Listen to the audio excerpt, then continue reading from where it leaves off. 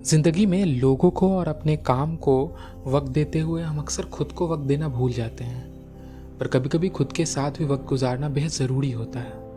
नमस्कार, आज मेरी कहानियों के सिलसिलों में जो कहानी मैं आपको सुनाने जा रहा हूँ उसका शीर्षक है मैं।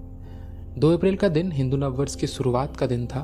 मैं जैसे ही सुबह उठा तो फ़ोन चेक किया, कहीं किसी ने 12 बजे रात को नए साल की शुभकामना नहीं भेजी थी। वैसे ऐसे संदेश तो मुझे 1 जनवरी को भी नहीं आते हैं, पर कभी कभी औपचारिकता के लिए कुछ लोग ऐसे मैसेज भेज दिया करते हैं, पर आज ऐसा कुछ नहीं था। शायद बहुत लोगों को इस दिन का आभास भी नहीं था। मैंने फिर अपने सुबह के सारे काम ख़त्म किए और दिन शनिवार का था, सो मैंने पहले मेरे बजरंगी की पूजा की और फिर अपने गांव के प्राचीन शनिदेव मंदिर गया। हिंदू शास्त्रों के अनुरूप इस साल के राजा शनि महाराज ही हैं, सो मैंने उनका आशीर्वाद लिया। घर आकर मैंने विचार किया कि आज के दिन मैं अपना पूरा वक्त खुद को दूंगा। सो मैंने अपने सारे काम को उस दिन के लिए ना कह दिया और निकल पड़ा अपनी स्कूटी लेकर। कुछ दूर पहुंचा ही कि मालूम पड़ा कि स्कूटी में पेट्रोल अब ख़त्म होने को है। सो पंप पे पहुंचा। पेट्रोल के दाम अब क्या ही कहा जाए, कभी 300 रुपये में टंकी फुल हो जाया करती थी, पर आज 425 रुपये में भी एक कांटा कम ही रह गया। फिर मैं गांधी संग्रहालय पहुंचा। काफ़ी दिनों से वहां जाने की इच्छा थी मेरी।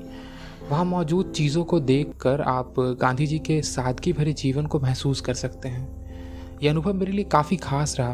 वहाँ से बहुत कुछ सीख के लौटा मैं। अब 2 बज चुके थे और थोड़ी सी भूख भी लग गई थी।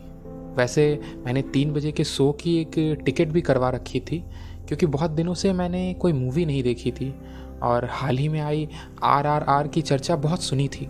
अक्सर मैं मूवी देखने अकेला ही जाया करता हूँ, सो मैंने एक टिकट करवाई थी। शो में अभी 1 घंटा बाकी था, सो मैं हॉल के नीचे ही रेस्टोरेंट में चला गया।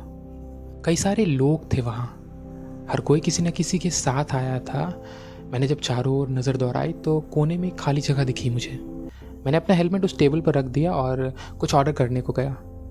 नवरात्र भी शुरू हो चुके थे उस दिन, सो मैंने एक सस्ता सा वेज बर्गर ऑर्डर किया। कुछ 80 रुपये पेमेंट करने थे, पर उनका बारकोड स्कैन ही नहीं हो रहा था। मेरे पास बस 100 रुपये ही नगद थे। भारी मन से मैंने वो उन्हें दे दिया और 20 रुपये अपनी स्कूटी पार्किंग के लिए बचा लिए। मेरे ठीक सामने एक और लड़का अकेला ही बैठा था। पहले तो मुझे लगा कि शायद वो भी मेरी तरह अकेला ही आया था, पर कुछ देर बाद उनके मित्र आए। फिर मालूम पड़ा कि वो किसी का इंतज़ार कर रहे थे। मैं अपना बर्गर एंजॉय कर रहा था, पर वहाँ बैठे कई लोग मुझे अकेला देखकर काफ़ी अजीब सी निगाहों से मेरी ओर देख रहे थे। शायद इसलिए भी क्योंकि उस जगह बहुत कम लोग अकेले बैठते हैं, पर मेरे लिए तो ये बिल्कुल सामान्य सी बात थी। मेरा बर्गर तो तुरंत ही ख़त्म हो गया था, पर मैं 3 बजने का इंतज़ार कर रहा था, सो मैं वहीं बैठा रहा और वहाँ बैठे लोगों के अंदर उनकी कहानियाँ तलाशता रहा। कुछ देर के लिए मुझे किसी की कमी भी महसूस हुई, पर मैं जानता था कि ये महसूस करना व्यर्थ है। 3 बज गए और मैं हॉल के अंदर गया। अंदर जाने से पहले मैंने अपनी स्कूटी पार्किंग में लगा दी। मेरी स्कूटी की डिक्की उस दिन बंद ही नहीं हो रही थी, उसका लॉक घिस चुका था। पार्किंग वाले ने कहा कि आप ऐसे ही रहने दो, कोई दिक्कत नहीं है, हम देख लेंगे। मैंने छोड़ तो दिया, पर मन में थोड़ी दुविधा थी। खैर, मैं जब अपनी सीट पर पहुंचा तो मेरी सीट G रो में थी। उसके अंदर 6 सीटें थीं और मेरी सीट चौथे नंबर पर थी। फिल्म शुरू होने के 5 मिनट तक तो कोई मेरे अगल बगल की सीट पर आया ही नहीं।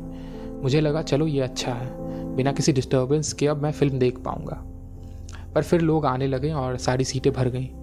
मेरी बाईं ओर 2 सीट थी जिस पे एक प्रेमी जोड़ा बैठा था। फिल्म के दृश्य बिल्कुल अकाल्पनिक थे। शुरुआत में तो सब शांत थे, पर जैसे जैसे फिल्म की कहानी आगे बढ़ती गई, लोगों ने शोर करना शुरू कर दिया। जब फिल्म के एक पात्र ने श्री राम का रूप लिया तो जो दृश्य मेरे सामने था वो बिल्कुल अलौकिक था। वो देख मेरा वो दिन बिल्कुल सफल हो गया। हिंदू नववर्ष के दिन श्री राम की छवि को पर्दे पर देख पाना बेहद ही खास था। फिल्म ख़त्म हुई, लोग अपने अपने दोस्तों के साथ और अपने अपने जोड़ीदारों के साथ निकलने लगे। मैंने भी अपनी सीट छोड़ी और बाहर की ओर निकला। पार्किंग में गया तो स्कूटी और उसमें रखा सामान सुरक्षित देख काफ़ी खुशी मिली और फिर मैं अपने घर की ओर लौट आया। कुछ कुछ अंतराल पर मैं अक्सर ऐसे दिन बिताया करता हूँ। खुद के साथ वक्त बिताना हम सबके लिए शायद ज़रूरी है। इस भागती दौड़ती दुनिया में लोगों से उम्मीदें रखकर अक्सर हम खुद की अहमियत को कम कर देते हैं, पर यह ज़रूरी है कि खुद के वक्त और खुद की अहमियत को समझा जाए।